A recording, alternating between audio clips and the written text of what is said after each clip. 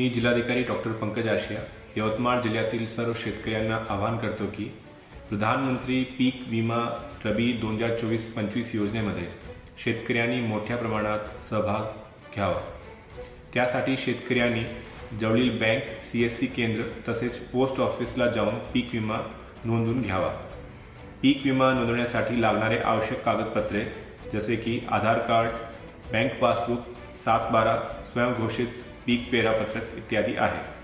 तसेच यावर्षी सुद्धा पीक विमा नोंदवण्यासाठी शेतकरी विमा हप्ता प्रति शेतकरी प्रति अर्ज ₹1 असा आहे।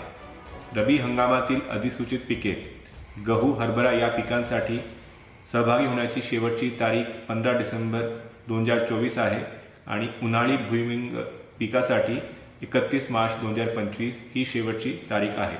तरी सर्व शेतकरी बांधवांनी पीक विमा नोंदवून मोठ्या प्रमाणात सहभागी होऊन या योजनेचा लाभ घ्यावा। धन्यवाद।